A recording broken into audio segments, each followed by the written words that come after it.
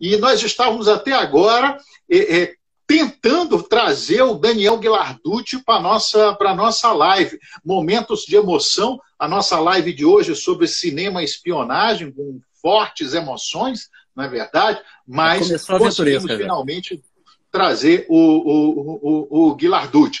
Já falamos sobre as efemérides da semana, então quem quiser acompanhar as efemérides da semana, eu acho que eu consegui salvar aqui no Instagram, depois vocês deem uma olhada, eu acho que eu consegui, a Tamara está chegando aí, o pessoal está chegando, o som tá bom, vocês estão me ouvindo? Não sei se vocês estão me ouvindo, Ghilarducci. Acho que está tudo bem, acho que agora entrou, vai resolver de vez. Agora, graças a Deus, resolve, né? Espero que as nossas conexões tem 1 hora a partir boas. de agora ou só 26 minutos? Oi? A gente tem 1 hora a partir de agora ou só 26 minutos? A gente vai ter um bom tempo agora. Não 26 minutos, não, a gente vai ter um bom tempo. O pessoal está chegando, né? A Ingrid já disse que o som tá bom, a Luana disse que está ok também. Então a gente vai ter um tempo razoável para a gente conversar, meu amigo. Felizmente deu certo.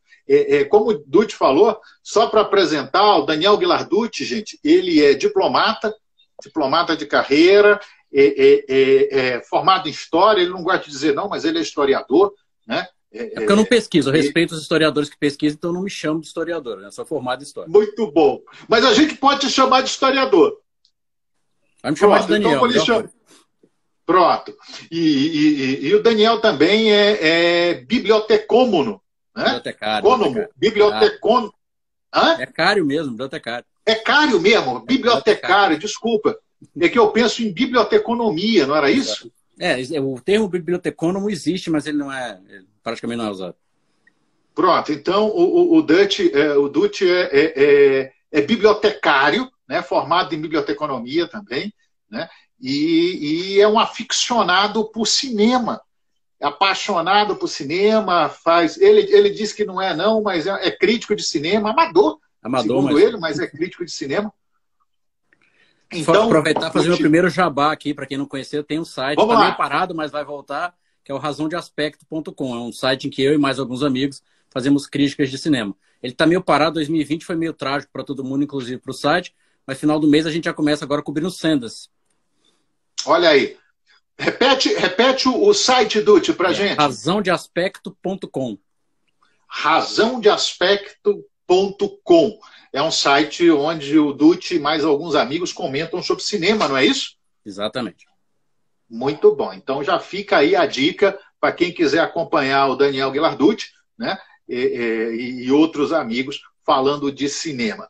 E antes da gente entrar propriamente dito na nossa live, eu aproveito para lembrar que esta live com fé em Deus estará disponível no nosso canal no YouTube, Joanisval BSB, se o Zuckerberg e companhia deixarem, né? Isso vai estar disponível no nosso canal no YouTube, Joanisval BSB, e toda semana a gente faz uma live às 17 horas do domingo. A de hoje começou mais tarde, por problemas técnicos que já foram resolvidos, e hoje a gente traz um convidado muito especial, convidado especialíssimo, que é o meu amigo Daniel Ghilarducci. E antes de passar a palavra para o Ghilarducci, para ele começar a falar do tema de hoje, cinema e espionagem, vou fazer agora o meu jabá também, né, Dutti? Lembrando que o nosso mini curso online, Prisioneiros da Geografia, conversando sobre Rússia e China, começa no dia 2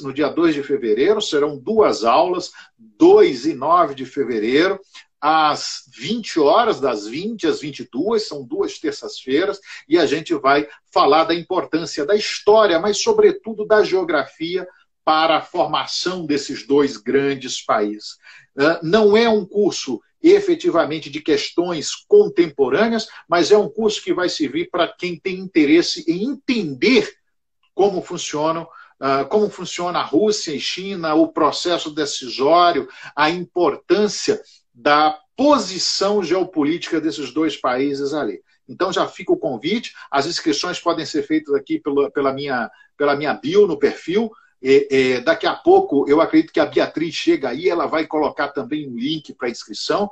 Então, estão todos convidados Prisioneiros da Geografia, conversando sobre Rússia e China, nos dias 2 e 9 de fevereiro, das 20 às 22, completamente online. Vai ser muito legal. Eu estou vendo aqui que a gente tem alguns ex-alunos do curso sobre Guerra Fria, o pessoal gostou, e esse é só o primeiro de 2021.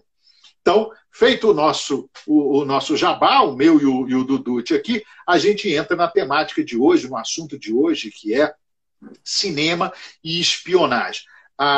Como o Dutti é um aficionado por cinema, eu não teria outra escolha a não ser a desse nosso amigo para falar desse tema que é fascinante. Eu estava conversando com o Dutti antes e a gente vai falar de alguns filmes aqui, cada um escolheu 3 filmes, né, para falar um pouquinho deles. Claro que é uma escolha, tem muito mais para falar a respeito, mas a gente começou para dar movimento a essa nossa conversa com 3 filmes e a gente vai falar sobre eles aqui. Antes disso, eu estava assistindo, estava até comentando com o Dutti, James Bond, né? O 007 contra GoldenEye, que olha aí a camiseta, ó, olha aí, ó, é outro nível, tá vendo? Tá vendo? Mas a gente combinou de estar de camisa preta, não, a gente não combinou de estar de camisa escura também, e eu não tenho uma da Universal, né? Mas essa aqui, para quem não conhece a referência, Universal Exports é a empresa fachada que o James Bond usa nas aventuras dele nos livros. Exatamente. Exatamente. Então é divertidíssimo, né? E já que a gente está falando de James Bond, eu pensei primeiro em comentar sobre o GoldenEye, mas a gente deixou de lado, só pelaquela primeira cena, que é uma cena fora de série.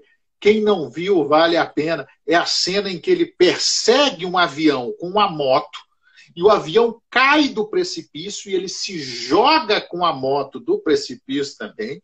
E o avião vai descendo e ele desce, ele entra no avião, consegue segurar o avião, reverter e sair voando.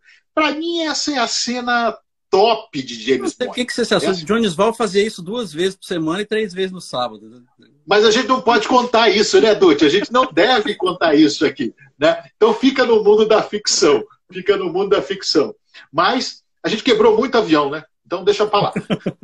Bom, vamos lá então começar com o meu querido Daniel Ghilarducci. O Ghilarducci queria conversar um pouquinho sobre cinema e espionagem. Então a palavra está contigo, meu querido.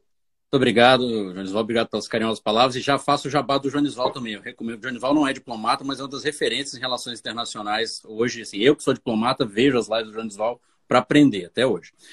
Bom, cinema e espionagem, né? Eu acho que se eu fosse parar aqui e apenas ler a lista dos principais filmes de espionagem sem comentar nada, acabava a live e a gente não conseguia comentar. Porque é um gênero que é muito adorado pelo público. Muitos diretores se atraíram por esse gênero, diretores, inclusive, de grande porte. Assim, um dos maiores promotores dos filmes de espionagem foi ninguém mais do que Alfred Hitchcock. Ninguém mais, ninguém menos que o Alfred Hitchcock. Filmou vários deles. E esse gênero ele tem uma origem, na verdade, na literatura de invasão, que é uma literatura que é extremamente comum na Inglaterra no final do século XIX, início do século XX, ele pré-Primeira Guerra, onde havia uma paranoia de que em algum momento a Inglaterra seria invadida.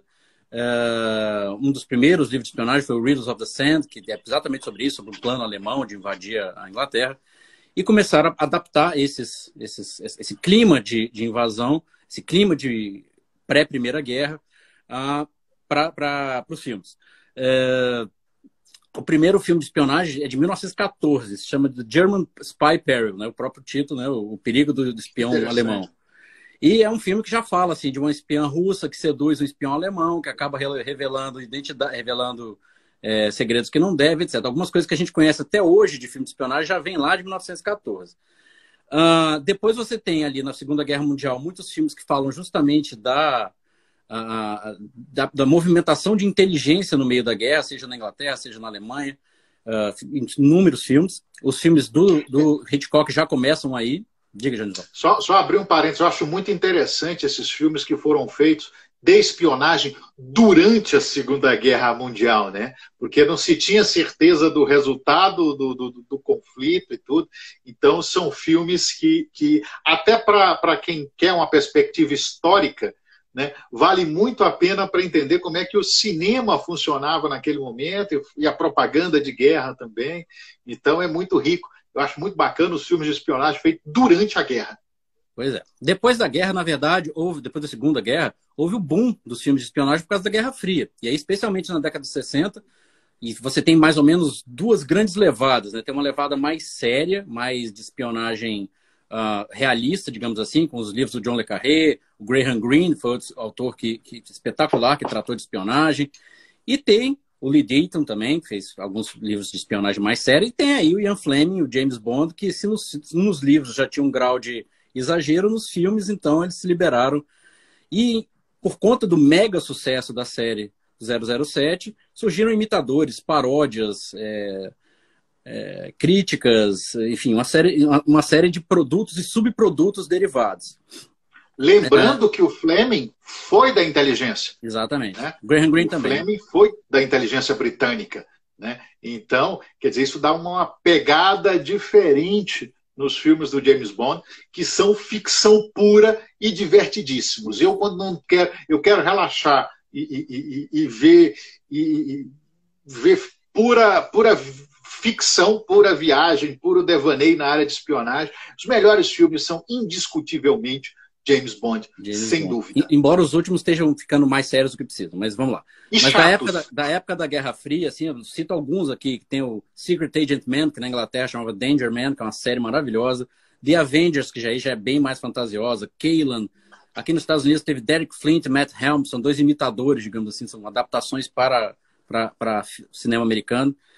Isso foi a Guerra Fria. Quando terminou a Guerra Fria, caiu o muro, acabou a União Soviética, houve uma expectativa de que haveria uma crise nos filmes de espionagem, nos livros de espionagem. Talvez momentaneamente, mas logo se percebeu que a atividade de inteligência vai muito mais do que simplesmente de um país contra o outro, e hoje em dia se fala de atividade de inteligência envolvida em tráfico de drogas, tráfico de pessoas, tráfico de informações de indústrias. Então nós temos filmes muito legais, que a gente, infelizmente, não vai poder tratar de todos. E dentro desses filmes, ao longo desse tempo, né, desde 1914 para cá, você tem vários estilos, né? Esse mais realista, que dentro dele a gente pode falar do subgênero histórico, né, que é um filme que pega um caso histórico e vai contar. Você tem filmes mais fantasiosos, como James Bond, Missão Impossível, né, cara? Se bem que assim, o Tom Cruise é tão super-herói que eu nem sei se é impossível mesmo, né? Ou se acha. Filmes biográficos, né, como eu falei, tratam de coisas específicas. O Spy-Fi, que são cinema de ficção científica com muitos gadgets e coisas futuristas e tecnologia que não existe, mas que eles usam. E paródias, comédias, etc. Então, Austin Powers, para mim, Austin Powers das coisas mais legais, que fizeram em termos de paródia. Bom, isso foi uma gota de história do cinema de espionagem, senão a gente não consegue falar dos filmes. Johnny, você quer começar com o seu filme ou começa no meu? Não, começa com o teu. Começa com o teu, a tua primeira escolha de filme. Isso, o meu é mais antigo, então até cronologicamente faz mais sentido. Eu primeiro ia falar de um tipo de filme interessante, que é o cara que não é espião, ele é um civil, ele não tem nada a ver com espionagem, mas se mete no meio da espionagem sem querer. Então, o que eu ia falar, em princípio, era O Homem que Sabia Demais, que é o filme do Hitchcock, que é muito conhecido. Só que eu pensei, além dele ser muito conhecido, eu quero homenagear quem influenciou o Hitchcock nisso, que foi o Fritz Lang. Fritz Lang, que é um diretor austro-húngaro, ele nasceu na Áustria-Hungria ainda, lutou na Primeira Guerra Mundial, e começou a carreira de cineasta na Alemanha. Ele tem grandes influências do expressionismo alemão, e ele fugiu da Alemanha, inclusive porque o Hitler subiu ao poder, ele foi convidado para trabalhar em Ministério de Propaganda nazista e não quis, né? Ele é católico de criação, mas tinha ascendência judia. E aí ele resolveu ir para os Estados Unidos. Aí fez uma segunda carreira nos Estados Unidos, onde se tornou o pai, um dos pais do filme de cinema noir, né? Aqueles filmes de detetive, tem uma femme fatale, uma investigação violenta e tal. Em 28, antes dele sair da Alemanha, ele fez um filme que chama Spies, em que trata justamente de... Tem locações exóticas, tem um espião que é conhecido pelo número e não pelo nome, que é o Number 326. Então, assim, algumas coisas que você vê no 007 hoje, assim, beberam em várias fontes anteriores. Uma delas, e muito importante, é esse filme de 1928, que chama Spies, do Fritz Lang. Mas o filme que eu vou falar dele mesmo chama-se Ministry of Fear.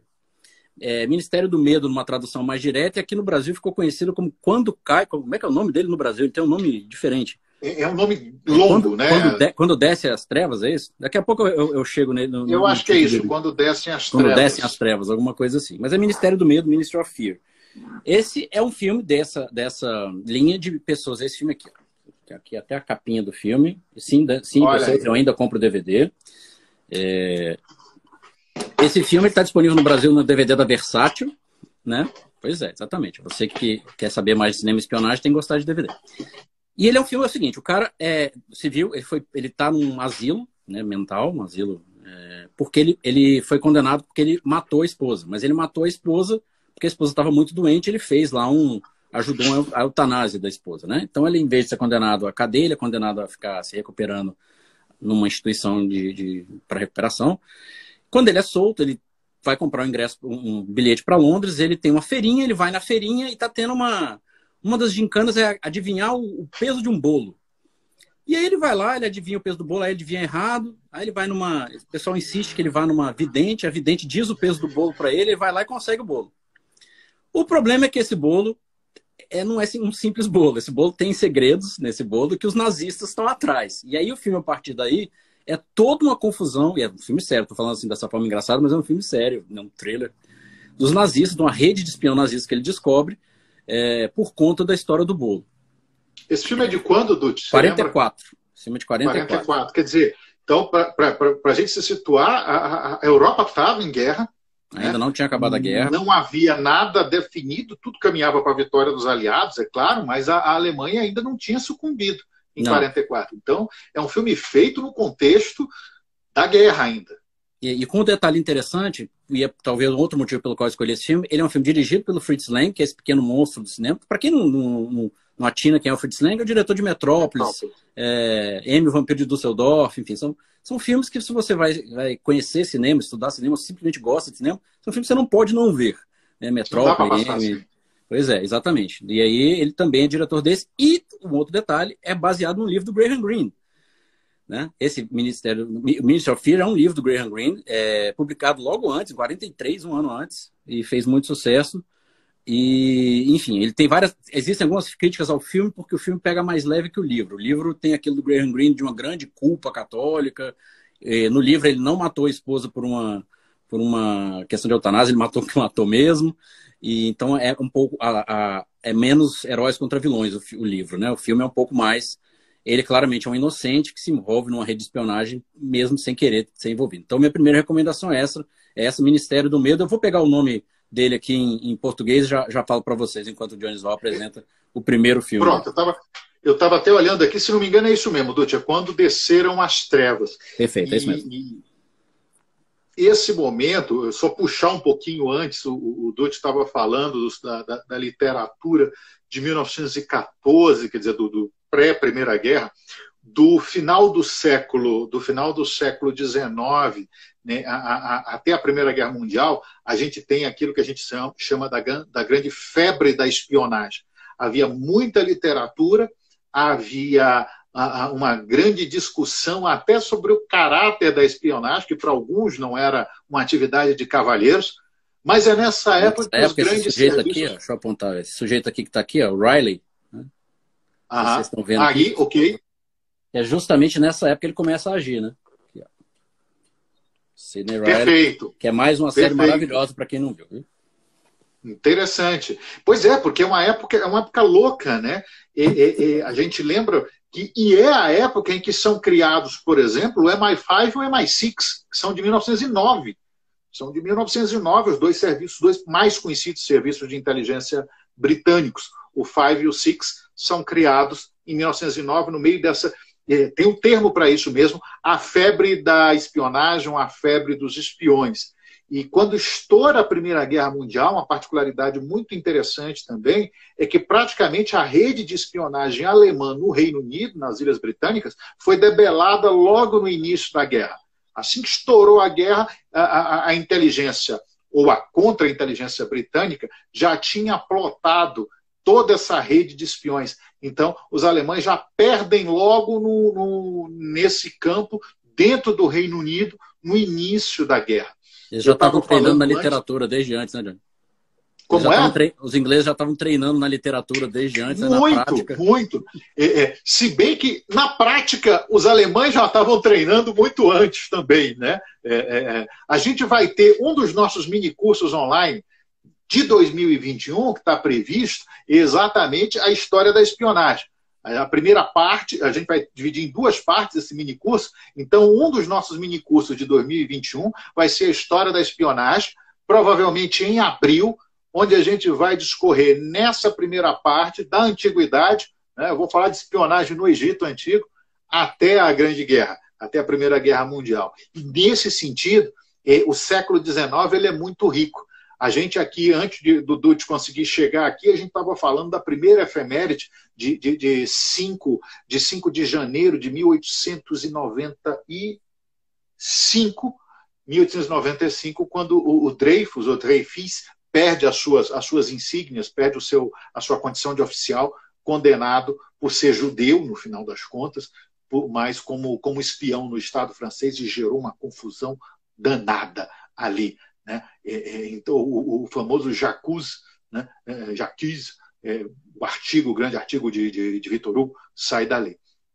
Bom, eu tenho que falar do meu primeiro filme, senão a conversa tá boa. Eu vou puxar para algo mais recente. Eu até anotei aqui para não me perder, O primeiro filme que eu queria chamar a atenção aqui é um filme de 2001 com o Robert Redford e o Brad Pitt, né? Acho que todo mundo conhece o marido da Angelina Jolie, né? Sempre bom lembrar, né? O Brad Pitt. O primeiro filme é esse daqui, ó. Está invertido aí, mas você lê como se estivesse lendo num espelho, né? Jogo de Espiões. Jogo de Espiões. Não confundir com Jogos de Espiões, que é um filme de 99, que é passado em Helsinki. Boas lembranças, boas memórias de Helsinki, né, Dutti? Dutti me recebeu, Dutti e Flávia me receberam lá em Helsinki, ou Helsínquia, como a gente gosta de dizer, né? Então, não confundir com esses Jogos de Espiões. O jogo de espião, o jogo de espiões, Spy Game em inglês, é um filme muito interessante porque ele trata de recrutamento operacional. E os filmes que eu vou indicar aqui, eles vão muito para a área de inteligência que a gente chama de fontes humanas. Inteligência a partir de fontes humanas. Esse filme, o Brad Pitt é um agente, ele não é um oficial de inteligência, mas ele é um agente recrutado pelo Redford, que é um profissional da CIA que está no seu último dia de trabalho. E isso acontece em 91, e o Redford recrutou o Brad Pitt ainda na Guerra do Vietnã, em 75. E é muito legal porque o mote do filme, eu só vou falar disso, o mote do filme é o Brad Pitt sendo preso na China no meio de uma operação de inteligência. Veja, esse filme é de 2001.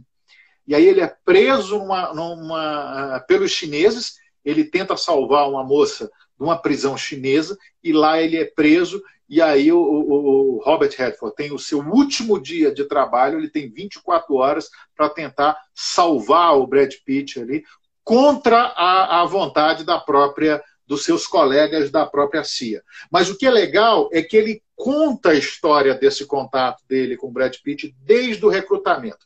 Quem é da área de inteligência vai gostar muito, porque ele traz algumas questões sobre recrutamento operacional, sobre uso das fontes, sobre controle desses recrutados, né? E ele leva toda essa discussão em diferentes momentos, desde novo, da Guerra do Vietnã, passando por uma operação do Brad Pitt ainda na Alemanha Oriental, que é fora de série. Todo filme que tem Alemanha Oriental me chama a atenção, eu gosto muito, né? Bem naquele clima de Guerra Fria, naquele clima de Guerra Fria. E é claro que eu não vou contar o final do filme, mas ele é muito interessante por esse contexto todo. Antes de passar para o próximo filme do Dutti, aqueles que tiverem algum comentário ou coisa parecida, mais detalhado, né, por favor, usem esse pontinho de interrogação aí para fazer as perguntas. Eu não sei se você está vendo na sua tela, aí embaixo tem um pontinho de interrogação para as perguntas. Por quê? Porque as mensagens das pessoas passam muito rapidamente aqui e nem sempre a gente consegue ver. Então, quem tiver algum comentário ou alguma pergunta, por favor, use o ponto de interrogação que a gente vê aí e conversa a respeito. Bom, Jogo de Espiões, recomendo, 2001, Brad Pitt, Robert Redford. O diretor é Tony Scott. Eu não sei se ele tem algum parentesco com o Ridley Scott. Isso, é o mesmo diretor do Top Gun. Já faleceu tem alguns anos, o Tony Scott. Já faleceu, então? Ele é o mesmo diretor do Top Gun, né, do Asas Indomáveis. Começou como diretor de videoclipe, isso. Olha, que interessante, que interessante. E o filme tem uma pegada assim de videoclipe também. É a geração da década de 80 que já tem influência de videoclipe musical, MTV, uma linguagem mais ágil. O filme que você mencionou é muito legal de assistir. Se você gosta de espionagem ou não, porque ele como filme é muito legal. Ele é uma construção e tá bem feito, né? Você não se cansa do filme. E ainda tem uma discussão que vale a pena também dar uma olhada no filme, exatamente sobre, eu vou falar disso depois, quando tiver no meu próximo filme, mas é sobre a discussão relacionada à atuação do pessoal que está lá em Langley, que está lá no QG da CIA, efetivamente, os burocratas de inteligência, em contraposição ao pessoal de campo, quem está na linha de frente, além das linhas inimigas, né, tendo que encarar as operações no dia a dia. Né, e como o pessoal lá da retaguarda, muitas vezes, não tem a mínima noção do que está acontecendo ou simplesmente despreza quem está na linha de frente. Então, vale a pena. Jogo de Espiões, não confundir com Jogos de Espiões, essa é uma indicação para hoje. Dutti, qual a sua segunda indicação? Vamos lá, primeiro vou mandar um abraço para a Bárbara, que acabou de comentar. Bárbara, bom te rever. Só para terminar, o primeiro filme que eu escolhi foi então de civis que se acabam envolvidos na espionagem. Só para lembrar de outro recente, já que eu falei de um de 44, o mais recente é o Nosso Fiel Traidor, que é baseado no livro do Le Carré, né, com o Ian McGregor, o filme, e que é isso, o cara tá jogando tênis num resort, fica amigo de um russo, só que esse russo é traficante de armas, e aí esse civil acaba sendo usado pelo serviço secreto para se aproximar desse russo. Meu segundo filme, eu ia falar da série O Espião, que tá na Netflix agora, que é sobre a vida do Eli Cohen, que é um espião nascido em Israel, mas judeu, e que fez mágica de tanta inteligência que ele conseguiu, chegando a ficar sendo conselheiro do alto escalão do governo da Síria. Só que quando eu vi assim, o cartaz que o João Desval bolou do cinema e espionagem, eu falei, não, eu preciso falar de um outro filme, porque usa o cinema para fazer Operação Secreta, né, Black Ops, que é o Argo, né, um filme recente, é um filme que concorreu a 7 Oscars, ganhou 3, ele é dirigido e o protagonista é o Ben Affleck, tá aí o filme. E o interessante desse filme não é porque ele é um filme legal, ele é um filme bom de ver, ele não é um filme espetacular, ganhou o Oscar de melhor filme, mas não acho que seja assim, meu Deus, o grande filme de todos os tempos, mas é um bom filme, um filme interessante, e vem naquela linha que eu falei que eu gosto, de filmes realistas, e esse é um filme que tem um pezinho na história. Talvez seja um dos filmes que eu mais gosto de ver, porque me força a estudar sobre a época, né? E eu vou... Bom, não me força, mas eu vou atrás, porque eu gosto. E a gente vai vendo, e aí o Argo, ele ganhou muitos elogios, ele tem coisas muito interessantes. Ele usa imagens de época, então você vê algumas coisas lá da invasão da Embaixada Americana. Para quem não tem muito contexto da época, o filme se passa em 1979 para 80. Houve a Revolução Iraniana. Durante a Revolução Iraniana, os estudantes invadem a Embaixada Americana. Tem um reboliço danado, ficam vários reféns presos, mas 6 conseguem escapar e eles ficam refugiados na casa do embaixador canadense. Esse é a grande plot do filme.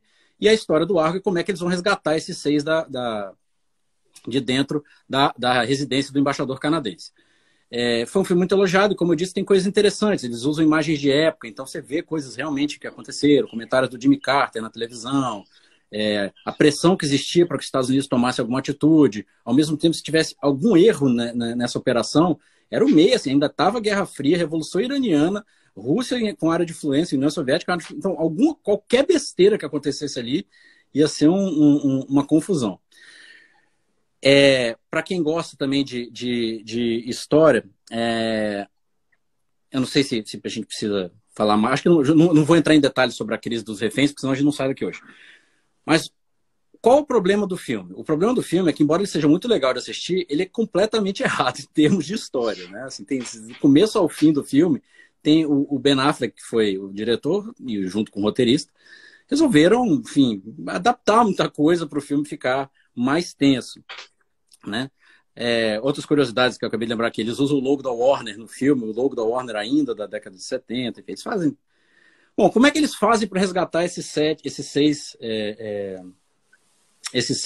diplomatas, americanos que estavam na casa do canadense, na casa do embaixador canadense? Eles criam uma empresa de cinema fictício, um estúdio chamado Studio Six. Eles fazem uma coletiva de imprensa anunciando um novo filme que chamaria-se Argo, né? Que publicam nos jornais, sai na revista especializada, vai ter o filme Argo, o diretor tá, blá, blá. E aí eles convencem o governo iraniano, eles fazem uma parceria com os canadenses, e essa equipe, o Ben Affleck, vai para o Irã com passaporte canadense, e a desculpa é que ele está fazendo prospecção de locais para filmar essa produção. Não esquecendo que em 79 Star Wars fez um mega sucesso no anterior. Então, assim, eles queriam fazer um filme espacial que se passasse no deserto, tivesse locações exóticas, e com esse caô eles conseguem convencer os iranianos a deixá-lo ir para o Irã no meio da Revolução Iraniana. Inclusive, tem uma coisa interessante, eles usam design de produção, storyboards, etc., feitos pelo Jack Kirby. Jack Kirby, para quem não conhece, foi um dos co-criadores da maioria dos personagens do início da Marvel, né? Ele, junto com o Stan Lee, foi um dos criadores. Na época, ele já tinha feito esses storyboards para um outro filme, para adaptação de um filme que acabou nunca saindo, e eles usaram esses storyboards que estavam prontos, ao contrário do que mostra o filme. No filme mostra que ele fez para a operação, não foi. Mas já tinha esses storyboards, eles usam, enfim, convencem e conseguem chegar lá, pegar esses 6 e embarcarem no avião. Como eu tinha dito, ele tem um problema, assim, tem alguns problemas de imprecisão histórica, por exemplo. Ele fala que o Reino Unido e os Estados Unidos teriam auxiliado no golpe do Shah Reza Pahlavi para tomar o poder. Na verdade, quando a coisa acontece, o Shah já estava no poder, quer dizer, então tem essas imprecisões. E a principal delas é a crítica que é feita, porque o filme dá a impressão de que a CIA bolou tudo. Que a CIA bolou, contatou os canadenses, aí os canadenses foram gente boa, e que o embaixador canadense lá no Irã foi só gente boa ali, de ajudar e tal. Sendo que, na verdade, o Jimmy Carter reconheceu depois, e já há entrevistas depois, que os canadenses praticamente fizeram tudo. Né? Eles providenciaram tudo. O pessoal no filme fala, nós tentamos nos esconder junto com os ingleses, com o pessoal da Nova Zelândia, eles não quiseram, por isso a gente teve que se esconder aqui. Não foi verdade, os ingleses receberam eles, chegaram à conclusão que na Embaixada da Inglaterra não era um bom lugar, porque era um lugar muito visado, fizeram ali uma conversa entre embaixadores e decidiram que a casa do embaixador canadense seria a adequada. Ou seja, tem uma supervalorização da CIA e uma meio desvalorização dos outros países. Então, quando o filme saiu, enquanto filme ele é muito divertido, mas não acredite como peça histórica, por favor, né? Mas recomendo, é um filme bacana. É um filme fora de série, ele tem todo esse simbolismo, né? O próprio Argo é referência ao deus grego Argos, que é retratado algumas vezes com vários olhos ou com 2 faces, e que, para quem é da inteligência, é um símbolo para o pessoal de inteligência. Então, a gente poderia dizer que esse deus grego seria o patrono da inteligência, se a gente pudesse colocar um panteão. Então, até o nome Argo tem muito a ver com isso. Eu peço ao pessoal que tiver os comentários que faça aqui usando o ponto de interrogação, escrevendo aí. Por quê? Porque passa muito rápido, a gente muitas vezes não consegue ver. Então, quem tiver as interrogações, as perguntas, os comentários, eu peço que, por gentileza, façam por aqui, por esse pontinho de interrogação que você está vendo aí no final, embaixo na tela. Um outro comentário interessante, Dutti, é o uso dos canadenses nesse processo como um todo, né? Vale lembrar que o passaporte canadense, assim como o brasileiro, são dois passaportes, primeiro, muito valorizados internacionalmente. Os canadenses, o meu doutorado foi no Canadá, uma parte dele foi no Canadá, estudando a inteligência canadense. Aquele dia que você quase caiu de avião, não é isso? Exatamente, quase eu tive. Isso fica para um outro momento, é onde eu quase morri num acidente de avião. Isso lá nos idos de 2006. Que nós citamos a aeromoça até hoje. Muito bom. Essa história é fantástica. Essa história é fantástica do meu quase acidente de avião e que tenho imagens, tenho as fotos. Quero imagens. Né? Tem imagens. E os canadenses, eles são muito usados nesse tipo de operação exatamente pela facilidade de qualquer um pode ser canadense, né? E pela maneira como os canadenses são bem vistos no mundo. Eu estou tentando lembrar um filme da década de 80 de pancadaria, mas é um filme que eu gosto. Me deu branco agora, até o final da live. Enquanto você vai lembrando, Joanisvaldo, deixa eu contar então mais um pouquinho assim de imprecisões. Por exemplo, no filme vocês vão ver que o Carter teria cancelado a missão e autoriza em cima da hora. Isso não existiu na vida real. Aquela perseguição não pode existir, né? Aquela perseguição contra o avião lá no final também. O Ben Affleck, e isso ele acho que está certo como diretor e produtor do filme, falou: eu criei muitas coisas, dei muita liberdade para dar tensão em alguns momentos do filme. Um detalhe, por exemplo, a casa do embaixador canadense era enorme, tinha um jardim de inverno por dentro e tal. No filme, não, os caras ficam meio trancados num quarto só para aumentar a sensação de opressão.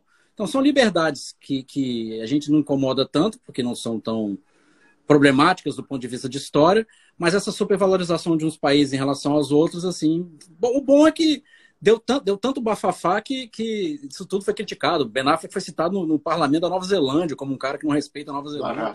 Chegou nesse ponto. Mas, enfim, você lembrou do filme de pancadaria? Lembrei. Você vai rir, Dutti. Comando Delta, o 1, com Chuck Norris. Grandes filmes da humanidade. Gosto muito daquele filme. Gosto demais daquele filme. E eu lembro, agora nesse caso... Oi? É uma porcaria maravilhosa. Não, a porcaria maravilhosa. Comando Delta eu tenho aqui também, né? De vez em quando eu assisto. Mas quando eles entram no Líbano, eles entram com passaporte canadense. Isso me chama a atenção. Desde a primeira vez que eu vi o filme, aquilo me chamou a atenção. Então, o Comando Delta fica aqui uma menção honrosa a Chuck Norris, né? Sempre Chuck Norris, né? Com o Comando Delta aqui. O Comando Delta 2 não é muito bom, não. Né? Diz que o coronavírus pegou o Chuck Norris. O Chuck Norris pegou o coronavírus? O coronavírus é que pegou o Chuck Norris. Mas ele está bem, né? Ele está contaminado, o coronavírus, então está ficando pior. O coronavírus pegou, entendi. O coronavírus pegou o Chuck Norris, exatamente. É que nem estão dizendo que a rainha está tomando vacina. Eu falei, mas os anticorpos saíram dela? Como é que ela vai tomar a vacina? Né? Muito bem, não posso comentar. Não posso comentar sobre isso. Tem gente que está pedindo aí, tem gente que já está acostumada com as nossas lives, mas está pedindo, vocês deixem isso gravado, coisa parecida. Gente, tá lá no nosso canal no YouTube, Joanisval BSB, lá para quarta-feira já deve estar essa nossa live gravada lá. Eu vou subir até a quarta-feira. O pessoal que está com o Razão de Aspecto está assistindo, eu ponho o link do canal do Joanisval lá no Razão para vocês assistirem. Obrigado. Então, nosso canal no YouTube, Joanisval BSB, vá lá, assista, curta os vídeos, se inscreva no canal, divulgue. Se você gostar, divulgue para os amigos. Aperta o sininho que a mão não cai.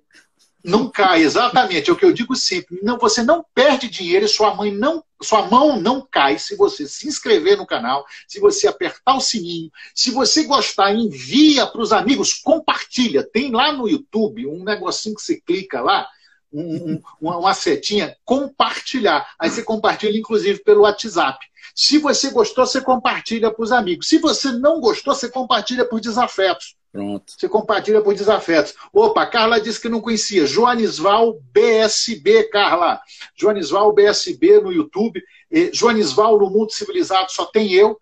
E esse canal é um dos meus canais no YouTube. Exatamente. Pode ser que no interior do Nordeste, pode ser que aqui em Goiás tenha algum outro Joanisval. Mas no Mundo Civilizado só tem eu com esse nome. Então, Joanisval BSB lá no YouTube. Seu segundo filme, Os canadenses, mais uma particularidade sobre os canadenses. Nessa década de 80, quando você tem o episódio aí dos reféns, o Serviço de Inteligência Canadense, quem cuidava dele, quem era o Serviço de Inteligência Canadense, era a Real Polícia Montada do Canadá.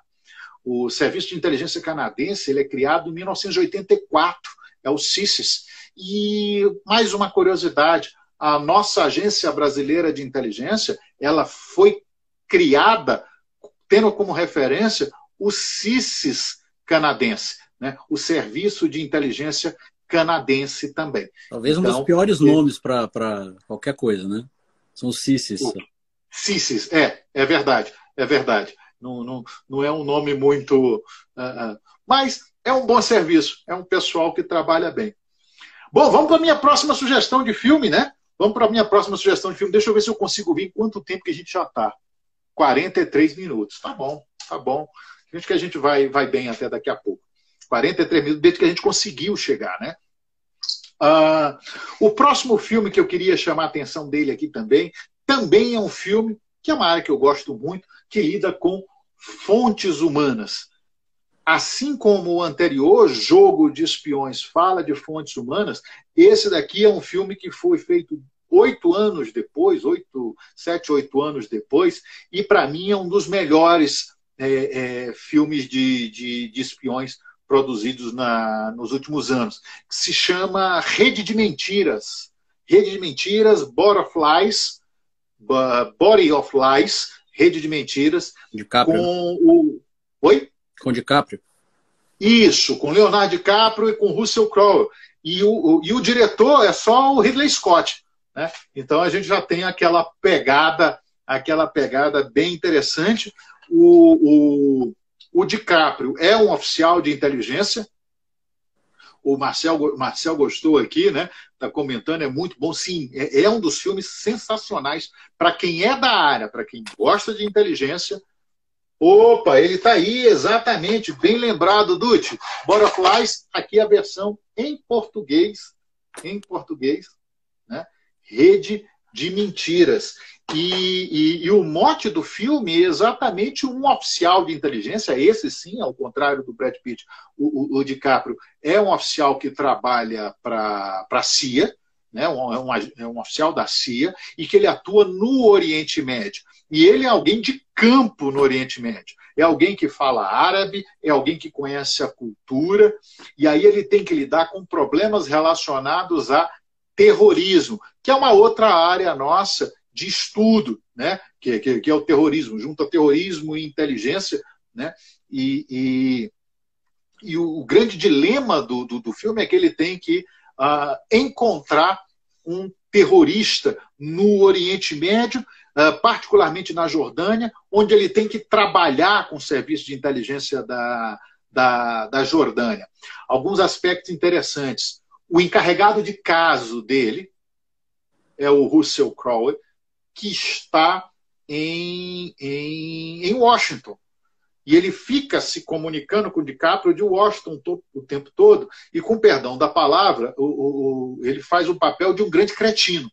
Porque enquanto o DiCaprio está pegando a confusão na linha de frente, está tendo que lidar com o informante, está tendo que lidar com as fontes em geral, está tendo que lidar com os terroristas, com o serviço de inteligência da Jordânia, está enfrentando a dificuldade ali, o Crowe está em Washington, tocando a vida normal dele e passando as coordenadas como se tudo tivesse acontecendo tranquilamente, como se não houvesse problema.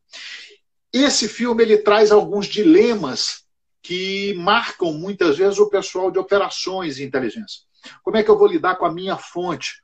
Como é que eu vou... Dario chegou aí, bem-vindo, Dario. Como é que eu vou compartilhar informações com com o serviço amigo.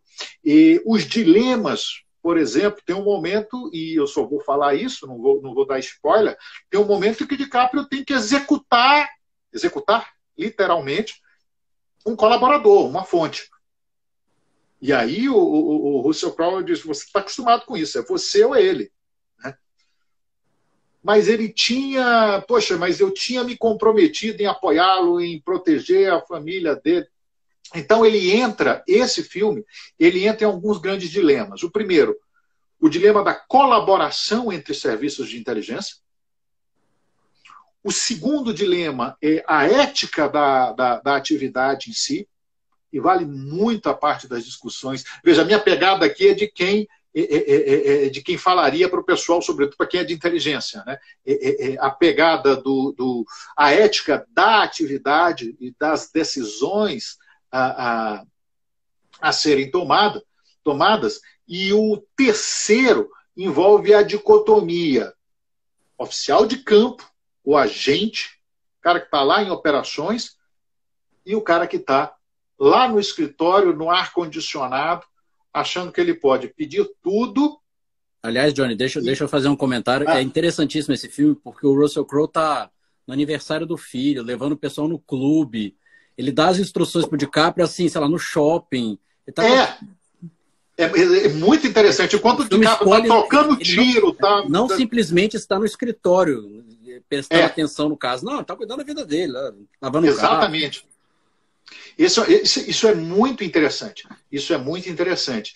E tem mais um paradoxo que é chamado, ou uma dicotomia, melhor dizendo, que tem a ver com os dois grandes ramos, as duas grandes linhas de inteligência. Inteligência a partir de fontes humanas e inteligência tecnológica, que é o que seria o melhor, né? O que seria o mais valioso. E aí, isso aí eu deixo para meus cursos de inteligência, a gente comenta numa outra ocasião, mas esse filme envolve essa discussão. E um último ponto sobre esse filme. Ele é muito interessante porque ele apresenta uma figura que é chave ali, que é o chefe do Serviço de Inteligência da Jordânia, que é um grande controlador de fontes humanas. É alguém que é feito para lidar, está no DNA dele com fontes humanas. É o melhor personagem do filme. Oi? É o melhor personagem do filme. Também acho. Agora, eu não sei se você sabe, Dutti, esse personagem, ele é feito baseado efetivamente no verdadeiro chefe do Serviço de Inteligência da Jordânia, que era um cara muito bom, um cara muito conhecido por realmente ser um grande controlador de fontes humanas.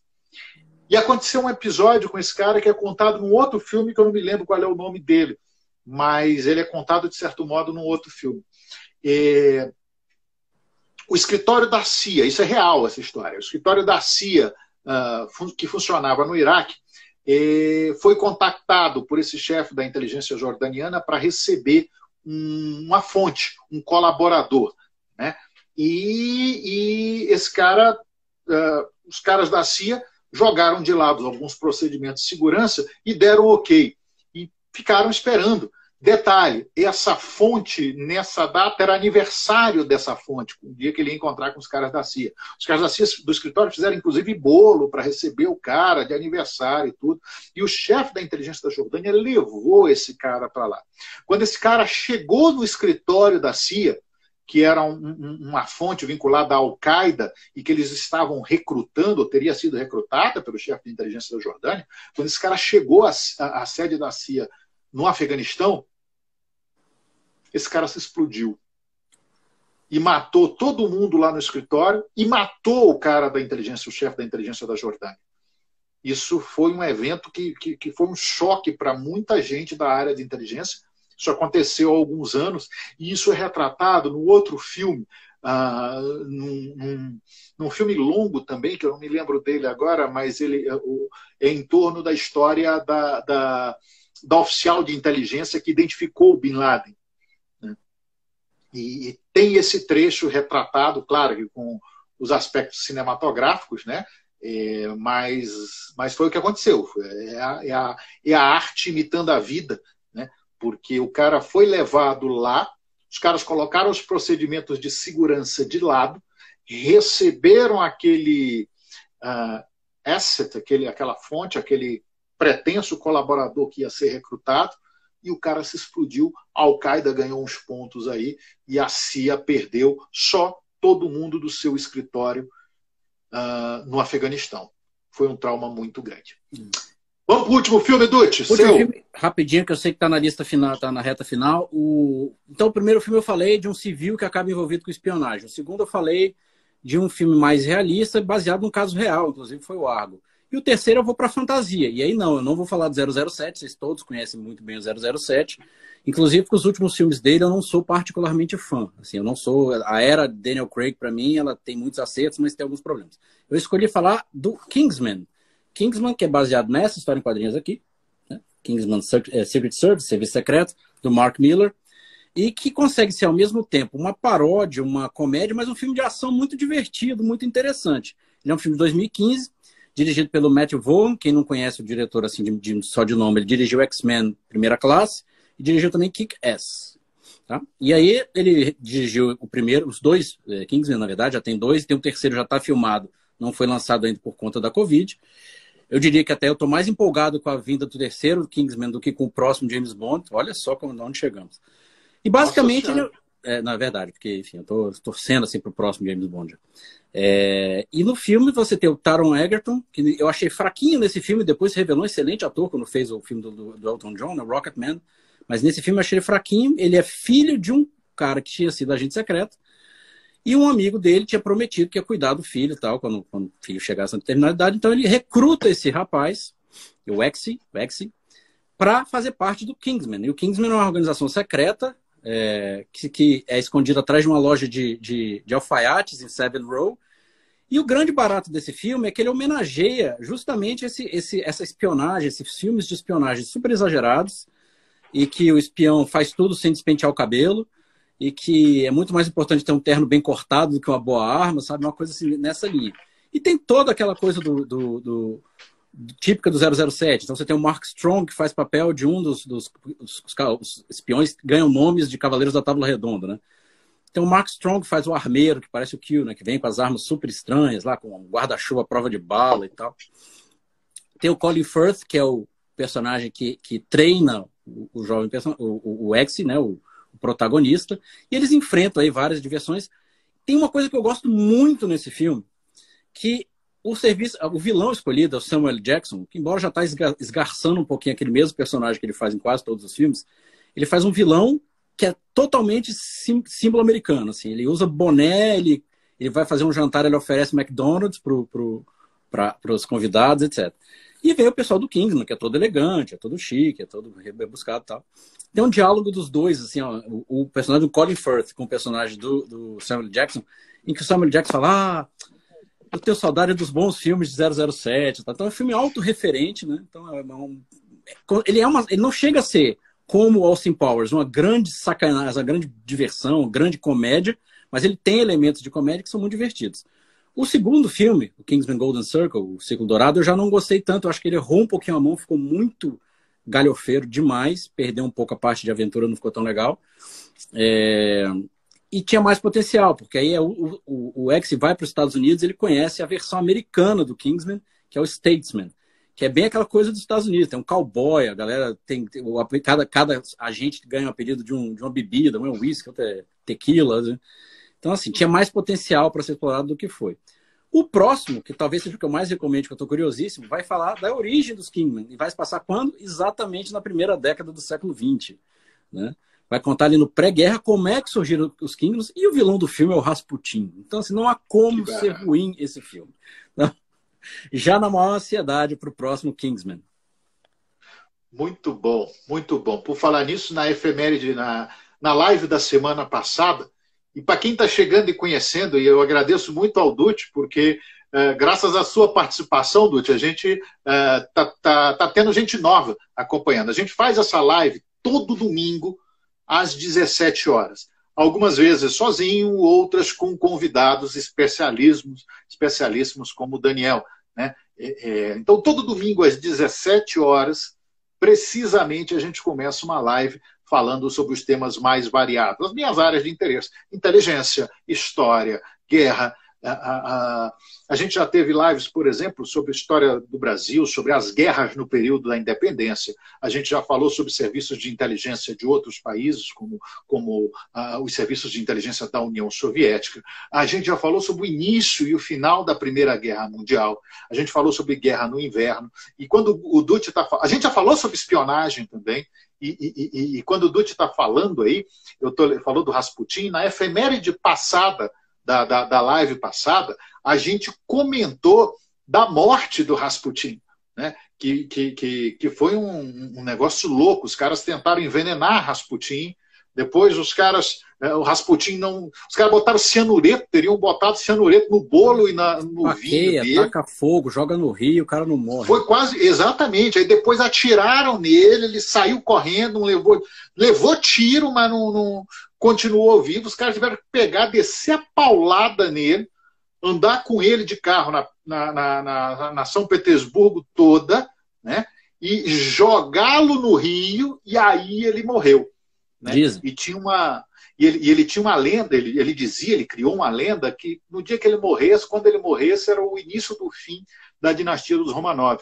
E ele morre, ele é assassinado em dezembro, se não me engano, em 30 de dezembro, uma coisa assim, e 31 de dezembro, e 3 meses depois, foi dezembro de 1916, 3 meses depois, os Romanov caem, são apiados do poder. Então, são algumas coincidências históricas, né? Mas o bacana desses filmes é exatamente isso. A Ingrid disse que não sabia dos horários das nossas lives. Pois agora sabe, Ingrid, todo domingo às 17 horas, hora de Brasília, né?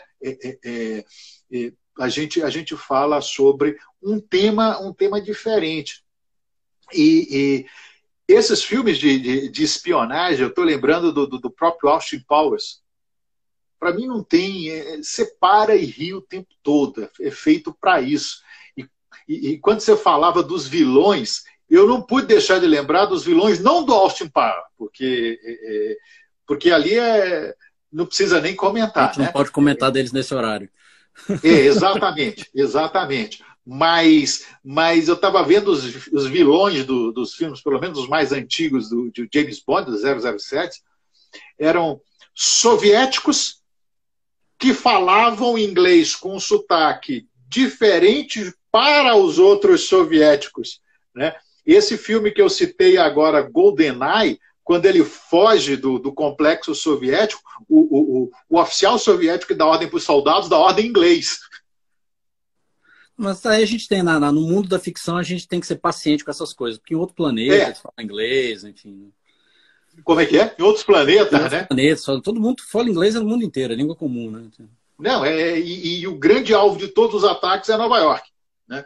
Se não acontecer em Nova York, o mundo consegue se preservar. Né? Bom, deixa eu falar do último filme. Já a gente vai para os seus comentários. A Bárbara está comentando, né, Bárbara? A gente tenta, né, copiar ali, mas... Estou mais parecido com o Dr. Evil. Você está mais parecido com o Dr. Evil. Tá, mas o melhor é o Minimi, né? Não tem comparação. O Minimi é fantástico. É fantástico. Se você até hoje não viu Austin Powers, você está perdendo um negócio muito bom. Um filme para você rir o tempo todo. Né? Então, vamos lá. O último filme, eu falei de inteligência externa e falei de fontes humanas. Eu citei aqui o primeiro filme, foi Jogo de Espiões, não confundir com Jogos de Espiões, Jogo de Espiões, com o Redford e o Brad Pitt. Eu falei do segundo filme, que foi Rede de Mentiras, com Crowell e com o DiCaprio. E o terceiro filme que eu queria falar dele é um filme voltado à inteligência interna. É um filme muito marcante de inteligência interna e trata de um dos serviços de inteligência mais eficientes da história. Ele trata da Stasi, o serviço de inteligência da Alemanha Oriental, da DDR, da República Democrática Alemã. E esse filme, a acho que todo mundo deve ter visto já, é de 2006, é A Vida dos Outros, A Vida dos Outros, das Leben der Anderen, né? Das Leben der Anderen, a Vida dos Outros, que é um filme muito, muito rico, que conta um pouco de de episódios da Stasi no final da Alemanha Oriental. Esse é o que não é o que o João Disval falou, tá? Isso, legal. Esse é o famoso que está no Brasil como Jogos de Espiões. Jogos de Espiões. E que não é o mesmo... Ele não é ruim não, mas não é bom também não. Como é, Dude? Esse Jogos de Espiões eu não acho ele muito bom, não. Não, ele não é muito bom, não. Ele não é muito bom, não. Aqui, ó, os dois filmes. Mas o legal é que ele é passado em Helsinki. Né? E aí lembra, temos boas lembranças ali. Mas A Vida dos Outros, que é esse daqui, a Ingrid está dizendo, está falando que é um dos filmes dela favoritos, é um filme que me é favorito também. Eu anotei aqui, né? Tinha que anotar, eu tenho meu caderninho onde eu anoto essas coisas, né? Com Ulrich Mühe e Martina Gedeck. E é a história de um casal, um crítico de arte, um teatrólogo, e de sua esposa, companheira, amante, que são monitorados pela Stasi. Passa pelos dilemas daquele oficial de inteligência que coordena a operação e que muitas vezes vai monitorar esse casal. Né? Então, ele trata de inteligência doméstica e ele trata do longo braço da Stasi na Alemanha Oriental. Vale lembrar que a Stasi era conhecida pelo alto nível de eficiência externa, nem se fala da inteligência. A gente vai ter uma live aqui futuramente, sobre a Stasi. A gente já teve algumas sobre o KGB, né, e os outros serviços da União Soviética. Essas lives estão no nosso canal no YouTube, que agora você já sabe qual é, Joanisval BSB. A gente já falou disso e futuramente a gente vai falar da Stasi, que era um serviço que tinha tanto inteligência externa quanto interna. Externamente eles eram eficientíssimos. Eles colocaram o assessor do chanceler alemão, né? Um assessor do chanceler alemão trabalhando para a Stasi, entre outras autoridades. E internamente eles também eram muito eficientes, eles monitoravam a população, eram 10 milhões de alemães orientais e a Stasi tinha mais de 10 mil colaboradores. Né? Alguns falam, se juntar os oficiais e colaboradores, falam em 100 mil, o que é muita coisa numa população de 10 milhões de pessoas. Né? E esse filme ele trata exatamente disso, como a Stasi operava acompanhando pessoas que eram consideradas suspeitas ou ameaças ao regime autoritário da Alemanha Oriental.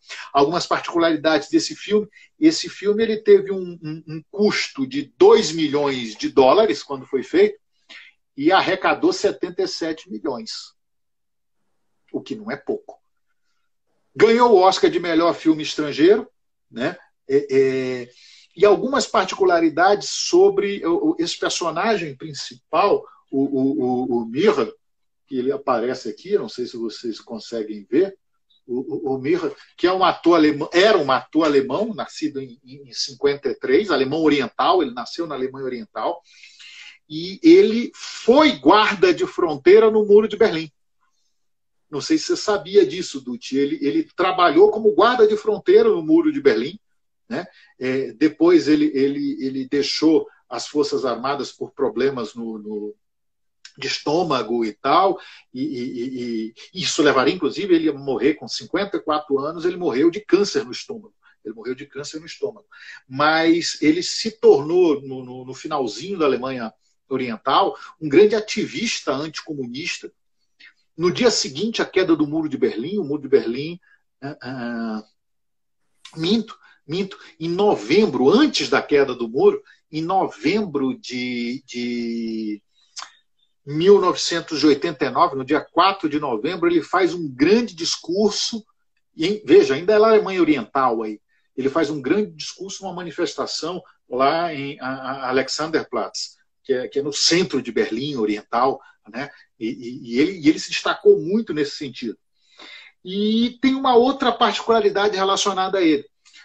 Logo depois do filme surgiu uma polêmica de que ele teria sido espionado pela Stasi,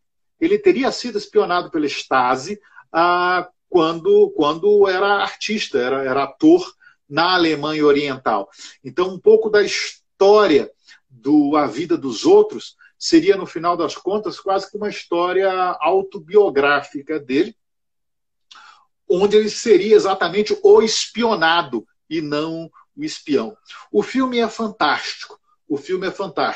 E a história da Stasi em si é uma história muito rica.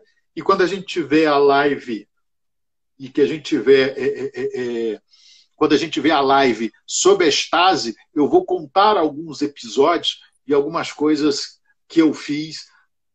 Nada proibido, não, tá? Mas no escritório da Stasi, lá em Berlim Oriental, né? Quando já não era mais Berlim Oriental. Mas eu visitei o prédio, as instalações da Stasi em Berlim Oriental, e foi muito interessante. Então, A Vida dos Outros traz essa perspectiva de como, em regimes autoritários, como atua a inteligência em regimes autoritários. Esse é um tema muito bom. Bom, vamos caminhar para concluir agora. Tem algumas perguntas que a gente vai ver aqui, e a gente tem mais uns 5, 10 minutos no máximo, senão a gente não consegue salvar isso. Tá. Né? Vamos concluir aqui. Já. Mas eu lembro que... Oi? Posso responder uma pergunta da Bárbara rapidinho? Pode, vamos ver. Bárbara, você perguntou sobre Tinker Tailor Soldier Spy, se eu gostei ou não. Eu gostei muito. Em português, o filme saiu como Um Espião que Sabia Demais, né? Não confundir com O Espião que Sabia Demais. Sensacional. O filme é sensacional. Eu prefiro a série da década de 70, final da década de 70. A série é de 79 e é com Alec Guinness no papel principal. Não porque a série é melhor do que o filme, mas é porque a série é uma série, então dá mais tempo de você entender.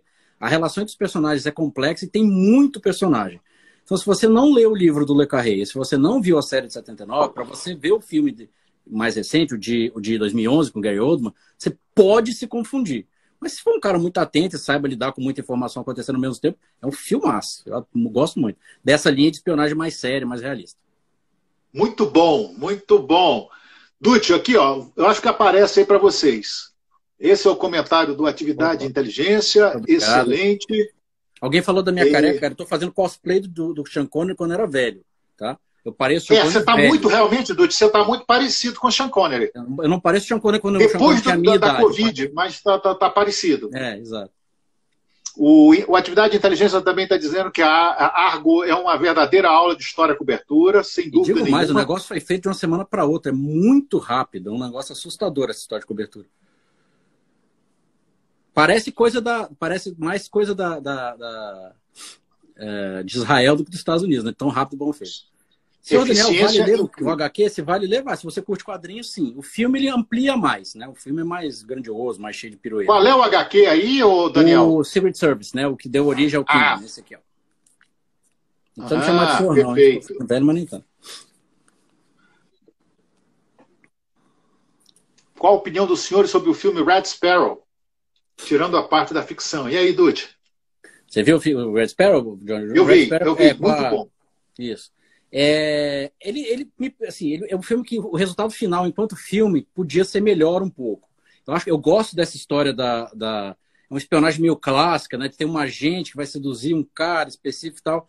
Mas o cômputo final do filme, para mim, podia ser um pouco melhor. Mas eu gostei, assim, Eu sou suspeito, né? Porque eu gosto de filme de espionagem, até filme ruim de espionagem eu gosto. É uma trama interessante, ele envolve um pouco de um tema que é muito comum na área de inteligência, mais comum do que a maior parte imagina, sobre sexo-espionagem. Essa é uma modalidade que realmente existe e é muito, muito utilizada. Né? Jones Val promete que no segundo semestre um laboratório de sexo-espionagem online. Podemos pensar nisso, mais um dos nossos minicursos, talvez não online, né? Mas a gente pode pensar nisso. E eu lembro, já aproveitando o comentário para fazer o nosso jabá, de que o nosso minicurso online Prisioneiros da Geografia, conversando sobre Rússia e China, que vai ocorrer nos dias 2 e 9 de fevereiro, das 20 às 22 horas. As inscrições para esse minicurso já estão disponíveis aqui na minha bio do Instagram. E fica o convite, vai ser um curso muito legal, a gente está preparando as aulas para falar um pouquinho de Rússia e de China e dos impactos da geografia e, de certo modo, da história também no processo decisório desses países. Não dá para entender, não dá para falar e entender de Rússia e China sem os fatores geográficos. Aí, quando eu falo de geografia, eu falo de geografia física, mas falo de geografia política. Isso que eu ia comentar. Não é à toa que a ciência chama geopolítica. Ter esse geo aí não é à toa, amigos. Exatamente, exatamente. Então, fica o convite para o nosso mini curso online. E já que eu estou fazendo jabá, Dutti, lembra de novo da sua página onde você comenta sobre filme. É razãodeaspecto.com, razãodeaspecto.com. A gente tem lá um site, eu com alguns amigos, nós somos críticos amadores, mas enfim. E vou fazer o jabá especial no final do mês agora. Na última semana vai ter Sundance. Sundance esse ano não vai ser um festival presencial por causa da Covid, mas vai ser um intensivão de uma semana de filme 24 horas por dia. Então, eu vou estar ali com o Maurício Costa, que é meu companheiro lá no Razão de Aspecto, comentando os filmes, os lançamentos de Sundance. Sundance é um festival muito legal, porque ele lança um monte de coisa que não tem a ver com continuação, reboot, remake, etc e tal. Então, você tem saudade, eu nunca mais vi um filme original. É porque você não está vendo os filmes lá em Sundance. Muito bom, muito bom. Aqui, para quem não conhece o Red Sparrow é esse aqui com a Jennifer Lawrence. Então, olha, sumiu um pouquinho. Ele também ficou meio envolvido na polêmica da Jennifer Lawrence aparecer nua pela primeira vez e aí acabou focando no que não devia no filme. Muito Comentei bom, sobre o muito. Tinker Tailor, tem 3 minutos. Você reassiste a live aí que você assiste. Que você vai ver. Tinker Tailor, gostei muito da série da década de 70. E a última pergunta que a gente tem aqui, da Carla também.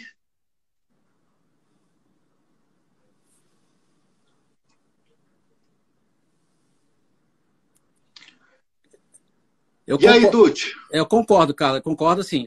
O filme não tem. O filme é outra mídia, não tem obrigação de ser. Não é um documentário. O filme não precisa mostrar. Se o filme é baseado no fato real, ele não precisa mostrar exatamente como foi. Às vezes não dá para mostrar, porque é muito complexo. Às vezes você quer deixar mais intenso determinado sentimento, então você muda. É ruim quando a coisa fica muito longe da realidade. Ela se distancia tanto que, sei lá, por exemplo, é como se você fazer um filme chamado Fernando Pessoa sobre um cara que não tem nada a ver com a biografia do Fernando Pessoa, né? E daí fica meio complicado. Você acrescentar ou retirar alguma coisa da biografia é normal e necessário, porque no filme não dá tempo de falar de tudo. Só para comentar a pergunta, porque quando a gente tem a live, quando a gente sobe lá na nossa página, Jones Val BSB no YouTube, vou ficar insistindo, sim, Jones Val BSB lá no YouTube, quando a gente sobe, não aparece a pergunta. Então, a pergunta da Carla foi a seguinte: sobre as imprecisões históricas nos filmes, penso que filmes não têm compromisso com a realidade, são construções, até documentário. Vejo como propagação de uma ideologia dominante estadunidense. Minha única observação diz respeito a esse final. Não é propagação de uma ideologia dominante estadunidense, mas sim de qualquer ideologia. Exatamente. E aí eu chamo a atenção para uma coisa. Eu me incomodo um pouco com alguns filmes. E isso está sendo muito marcante. Estão com aspectos ideológicos chatos nos filmes mais recentes. Eu vou dar um exemplo que, para historiador, incomoda. Muita gente passou batido e não viu. Eu tenho conversado com alguns amigos a respeito. Um filme que teria tudo para ser um bom filme, e que até foi, concorreu a Oscar e tudo, mas que, sob uma perspectiva de historiador, por exemplo, me incomodou tremendamente, que foi o 1917. O 1917 foi imposto a ele, ou se optaram por isso, algumas questões relacionadas à ideologia, inclusive, que destoam um pouco. Vou dar só um exemplo, porque eu comento disso numa live anterior sobre a Primeira Guerra Mundial. Se referiu a Argo. Ok. Eu comento isso numa live anterior. É muito estranho ver um soldado britânico passando pelo seu regimento nas trincheiras da Primeira Guerra Mundial e haver soldados negros naqueles regimentos britânicos. A participação de soldados não faz sentido. Para quem tem a pegada do historiador, não faz o menor sentido. Né? Por quê? Porque os regimentos eram locais. Até a Primeira Guerra Mundial, as unidades militares eram compostas, britânicas, por pessoas de uma mesma localidade. E era interior da Inglaterra, regra geral não tinha. Então isso incomoda, esse tipo de coisa. Uma outra coisa, esse eu não consegui esse eu não consegui continuar vendo. Tem um filme que eu comecei a assistir, Duas Rainhas, eu não sei se você já viu, Dutti.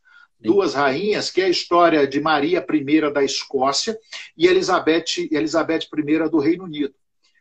E aí, não sei se é por uma pressão ideológica, por uma pressão do povo chato hoje, tem uma série de personagens, e eu vou parar por aqui para a gente não entrar nessa discussão, tem uma série de personagens negros na corte de Elizabeth I e de Maria I na Escócia.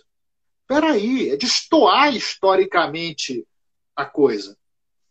É a mesma coisa de pegar, se a gente trouxesse para a nossa perspectiva aqui, pegar um filme histórico sobre Zumbi dos Palmares e botar aquele Rodrigo Hilbert, né, que chama? Rodrigo Hilbert, para interpretar o Zumbi dos Palmares. E o cara ia interpretar bem, porque ele é bom, né? Mas destoa. Ou como o Dutti falou, você vai contar a vida de Fernando Pessoa e não tem nada a ver com a história de Fernando Pessoa. Então, alguém comentou aí sobre o Robin Hood do Guy Ritchie, é exatamente isso, quer dizer, uma coisa é você fazer alguma adaptação, outra coisa é você levar sei lá, o Rei Arthur ser um gangster que luta Kung Fu nas ruas de Londres, e aí, eu não estou exagerando, é isso que tem no filme do Guy Ritchie. Eu acho que é isso, vai muito do que você está adaptando, né? Por exemplo, no Argo não precisava ele ter falado no início do filme que o Reino Unido apoiou e os Estados Unidos, em 1954, apoiaram determinada coisa que eles não apoiaram. Você está na legenda do início do filme, eles não apoiaram. E isso especificamente não é importante para o desenrolar do filme. Não é uma coisa, não, beleza, mudou, mas eu entendi para que mudou. Esse debate sobre a presença de negros ou não em filmes históricos, a gente vai deixar para outra live, que isso aí isso, dá uma grande discussão. Por falar nisso, nós já estamos com 1h20 desde que o Dutti conseguiu chegar. Tu fala muito, cara. Oi? Tu fala muito. Eu também. Eu falo demais. Eu quero agradecer muito ao Daniel Ghilarducci pela participação, por estar aqui trazendo essas contribuições sensacionais. Felizmente, que bom que a gente conseguiu conversar. Eu já estou com essa conversa com o Dutti para fazer há muito tempo, né? Espero que só seja a primeira de várias. Não convida não que eu venho, João.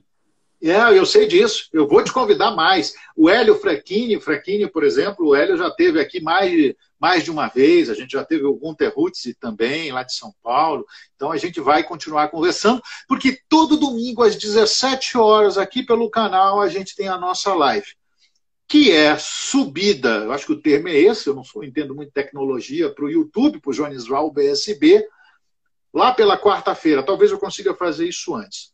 Então, agradecer muito ao Dutti pela presença, agradecer a todos vocês pela paciência, aqueles que assistiram, que participaram, que comentaram. E o objetivo é esse, é bater um papo com os amigos no domingo. Começou no auge da pandemia esse negócio e a coisa deu certo. A gente está conversando e já deu frutos. O minicurso online é um exemplo, o primeiro minicurso sobre Guerra Fria, que foi muito bacana, alguns aqui fizeram.